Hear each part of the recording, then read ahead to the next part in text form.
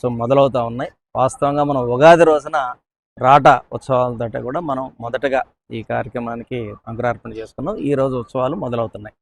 So రేపటి రోజున విశేషంగా వార్షిక కళ్యాణం స్వామివారికి జరుగుతుంది. ఈ కార్యక్రమానికి సంబంధించి 3 గంటలకి మొదలయ్యి 6 గంటలకు ఎదుర్కోలు ఉత్సవం, స్వామివారు అమ్మవారు తిరువీధులకు వచ్చాక అక్కడ ఎదుర్కోలు ఉత్సవం అయ్యాక ఇద్దరు కూడా రథం మీదకి వేయించేసి రథం మన గోపురం ముందు నుంచి రథోత్సవం స్టార్ట్ అవుతుంది. 8-15 నిమిషాలకి ఈ రథోత్సవం స్టార్ట్ అవుతుంది. స్టార్ట్ అయ్యి తిరువీధులలో రథం రథంలో విహరించి స్వామివారు అమ్మవారు తర్వాత మన కళ్యాణ మండపంలోకి విచ్చేస్తారు. కళ్యాణ మండపంలోకి విచ్చేసాక 10 గంటల నుంచి మనకి కళ్యాణోత్సవం జరుగుతుంది. ఈ ఉత్సవానికి సంబంధించి విశేషంగా భక్తులు వచ్చే అవకాశం ఉంది కాబట్టి దీనికి అన్ని శాఖల అధికారులతో కూడా మనం 15వ తారీఖున సమన్వయ కమిటీ సమావేశం ఏర్పాటు చేసుకొని మెడికల్ అండ్ హెల్త్ వాళ్ళకి అంబులెన్స్ ప్లస్ మెడికల్ క్యాంప్స్ పెట్టేదానికి, అదేవిధంగా ఫైర్ డిపార్ట్మెంట్ వారికి ఒక ఫైర్ ఇంజను, ఫైర్ ఎస్టింగ్విషర్స్ పెట్టడానికి, పోలీస్ శాఖ వారు ముఖ్యంగా ఆ రోజు డీసీపీ గారు, ACP regular, ADCP traffic, ACP traffic వీరు కూడా రావడం జరిగింది. వారితో అన్ని ఫీల్డ్ విజిట్స్ కూడా మనం తీసుకోవడం జరిగింది.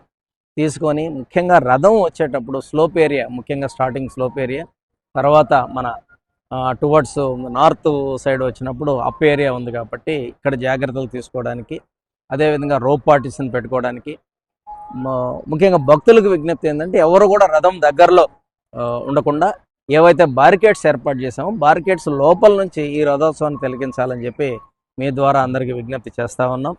అందరూ కూడా ఈ వచ్చిన భక్తులందరూ కూడా ఏ విధమైన ఇబ్బంది లేకుండా మనకి నరసింహ మండపంలో ఉన్న 2 గేట్లు, ఉత్తరం దక్షిణ 2 గేట్ల నుంచి లోపలికి రావడానికి ఏర్పాట్లు చేశాం. ఇక్కడ వారు కూర్చొని స్వామివారి కళ్యాణాన్ని తిలకించి కళ్యాణం అయిన తర్వాత వీరందరికి కూడా తలంబ్రాలు, ముత్యాలు అన్నీ కూడా మనం ప్రసాదం కౌంటర్లో ఏర్పాటు చేయడం జరిగింది. అక్కడ తీసుకునే దానికి ఏర్పాట్లు చేశాం. వారు ఎవరు కూడా కళ్యాణం అయ్యాక వేదిక దగ్గరకు రావాల్సిన అవసరం లేదు. ఈ విషయాన్ని మీ ద్వారా గౌరవ భక్తులందరూ కూడా తెలియజేస్తున్నాం. తర్వాత ఫ్రీ ఏం లేదండి, దీనికి ఒక్క చందనోత్సవానికే ఫ్రీ ట్రాన్స్పోర్ట్ ఉంది. నెక్స్ట్ బస్సులకు సంబంధించి ఈ టైమింగ్స్ని దృష్టిలో పెట్టుకొని ఆర్టీసీ డిఎంకి మనం డైరెక్షన్ ఇచ్చాం. ఇక్కడ ఆ రోజు 12:30, 1 వరకు చివరి బస్సు వెళ్ళేటప్పుడు అనౌన్స్మెంట్ కూడా చేయమని చెప్పాం. చివరి బస్సు వెళ్ళిపోతూ ఉంది, దయచేసి మీరు అందరూ కూడా ఎవరైనా కిందకి రావాల్సిన వాళ్ళు రండి అని చెప్పి ఒక అనౌన్స్మెంట్ ఇవ్వమని చెప్పాం. ఆ విధంగా అనౌన్స్ చేస్తారు. అక్కడ కింద బస్ స్టాండ్ నుంచి టౌన్లోకి వెళ్ళడానికి కూడా బస్సులు ఏర్పాటు చేయడానికి మనం వారందరికి కూడా సూచనలు చేసాం, ఆదేశాలు ఇచ్చాం.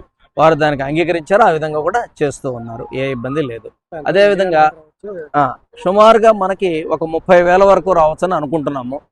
ఒక 25,000-30,000 అయితే ఎక్కువ వచ్చే అవకాశం కూడా ఉంది. ఉన్నా కూడా మనకి మన ఓపెన్ గ్రౌండ్ ప్లస్ చుట్టూ ఎల్ఈడి స్క్రీన్స్ కూడా పెడుతున్నాం. మనం ఎల్ఈడి స్క్రీన్స్ కూడా పెడుతున్నాం కాబట్టి భక్తులు విశేషంగా స్వామివారి కళ్యాణాన్ని వీక్షించవచ్చు.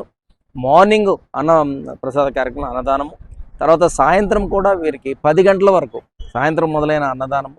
విశేషంగా ఆ రోజు కళ్యాణం సందర్భంగా ప్రత్యేకంగా వీరందరికీ కూడా అన్నప్రసాదాన్ని కూడా ఏర్పాటు చేసాం. వారు ప్రసాదం తీసుకొని స్వామివారి కళ్యాణానికి రావచ్చు.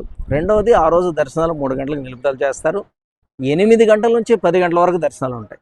వీరు స్వామివారిని దర్శించుకొని ప్రసాదం స్వీకరించి కళ్యాణాన్ని వీక్షించి తలంబ్రాలు ఏవైతే స్వామివారి తలంబ్రాలు అవి తీసుకొని ప్రసాదం తీసుకొని వారు క్షేమంగా వారి గమ్యస్థానాలకు చేరడానికి స్వామివారి ఆశీస్సుతో వారు కూడా వచ్చి ఈ కార్యక్రమాన్ని వీక్షించాలని కోరుకుంటూ, ఈ కార్యక్రమాన్ని కూడా వారందరూ సహకరించాలని మీ ద్వారా వారికి సమాచారం చేయాలని కోరుకుంటూ సెలవు. జై శ్రీమన్నారాయణ.